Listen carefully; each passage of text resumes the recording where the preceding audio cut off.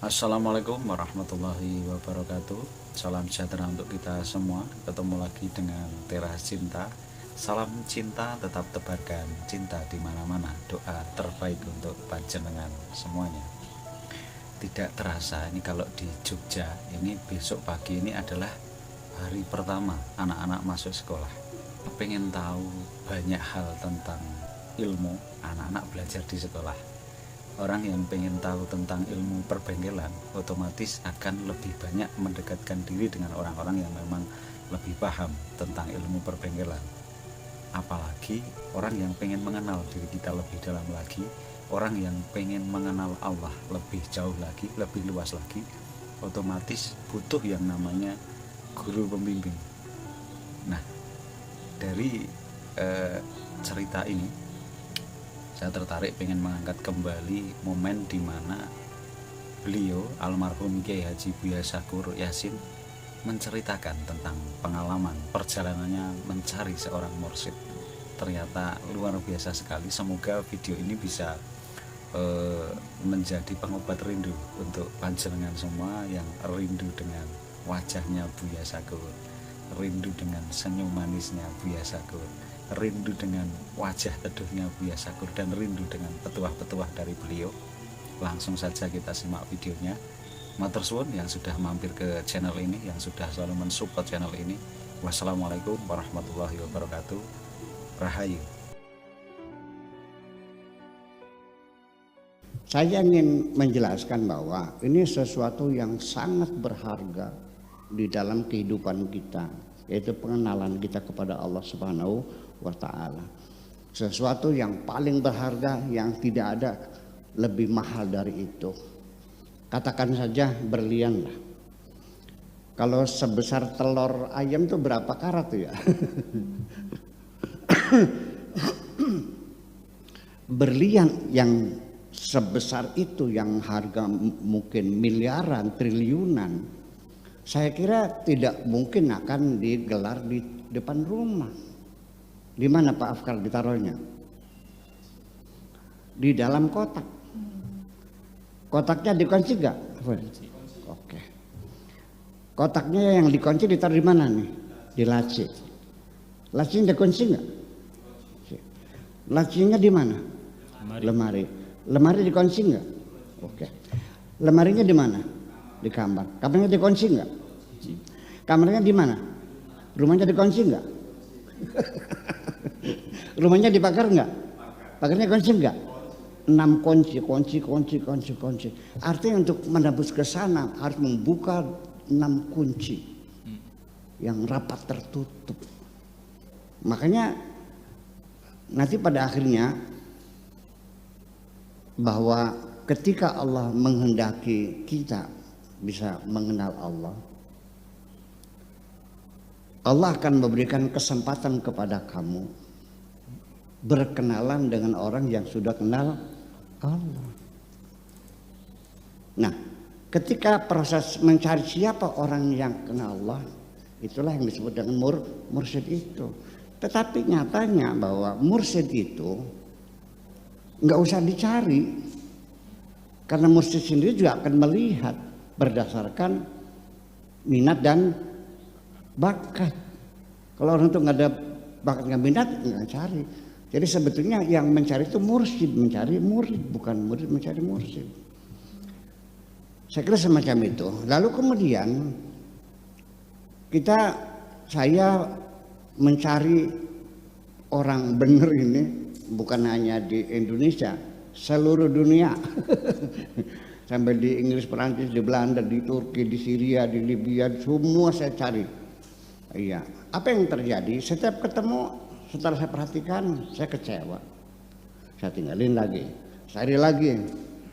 Ya, saya perhatikan, nggak mungkin lah, masa orang kenal Tuhan seperti itu. Cari lagi.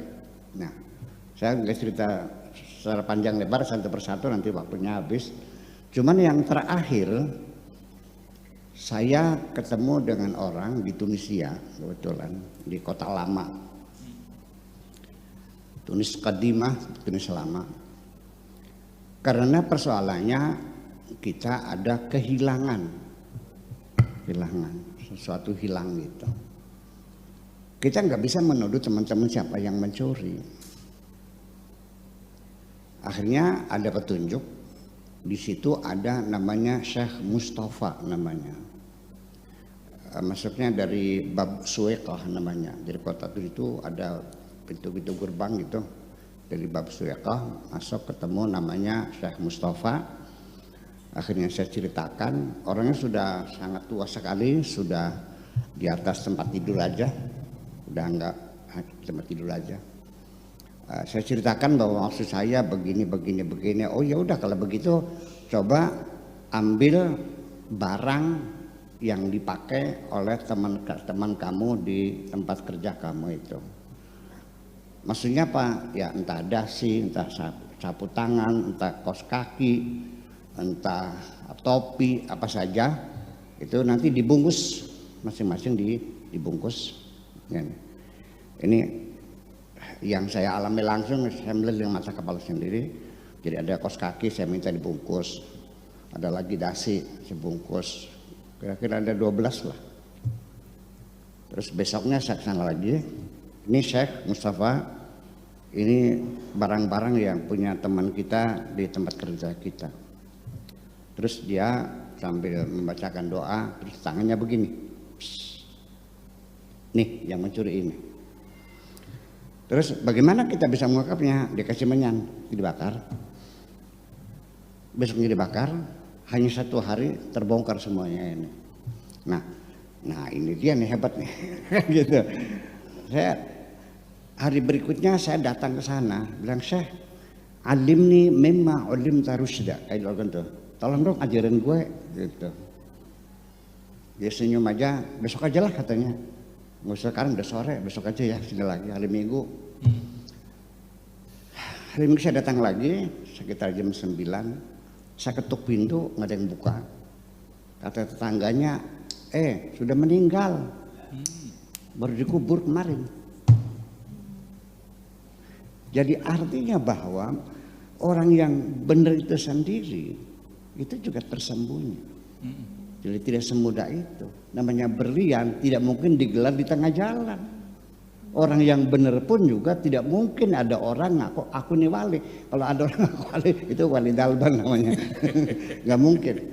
Sehingga seorang waliullah sendiri ketika ada yang mengamati umpamanya ciri-cirinya kalau waliullah itu tidak pernah meludah ke kanan. Begitu dia sadar ada yang mengamati, dia meludah ke kanan. Apapun yang diduganya kalau ini bukan wali, dia lakukan, nggak ada masalah. Ya, karena dia lebih baik tersembunyi. Nah, kenapa waliullah ini disembunyikan? Ini adalah rahmat dari Allah juga. Sebab untuk mengurangi dosa-dosa kita.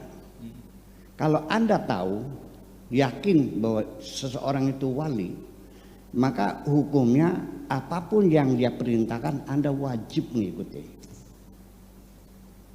Kalau nggak tahu, ya enggak. Artinya sengaja disembunyikan itu supaya kamu jangan banyak dosa. Ya, seperti itulah kira-kira, sangat tersembunyi sekali. Dan kadang-kadang juga seringnya ya bisa melakukan sesuatu mungkin secara syariat dianggapnya terlarang lah dilakukan semacam itu. Nah, itu kira-kira semacam itu. Kemudian saya juga mencari kebenaran itu dari jalur syariat. Bertahun-tahun saya mencari. Seperti kita baca kitab-kitab agama ya, seperti Taqaiqul Akhbar. Saya baca. Saya kecewa. Enggak, ini nggak nyampe. Baca lagi Sulamat Taufik. Ya, mungkin Pak Profesor Komarudin masih hafal ya, Sulamat Taufik. Baca nggak mungkin begini mah. Apalagi Uqudrujen. Mana mungkin? Masa perempuan dinisakan seperti itu? Ya, karena di situ dikatakan idza talaba ar-rajulu imra'atahu fa'abat manama wa huwa ghadban la'anahal malaikatu hatta tusbih. Ketika suami minta kepada istrinya, enggak tahu minta apa, pokoknya minta, kemudian istrinya enggak memberi, maka perempuan tadi dilaknat sampai subuh oleh malaikat-malaikat. Artinya kak seperti itu kah? Nggak mungkin, nggak. Sampai Riyadhus Shalihin, sampai Qudulujen, sampai semua saya baca, enggak bisa, enggak, bukan. Ini bukan jalan ke sana. Artinya gimana? Setiap semua apapun ajaran yang semuanya tidak menghormati, memuliakan kemanusiaan, jangan berharap Anda menemukan kebenaran di situ.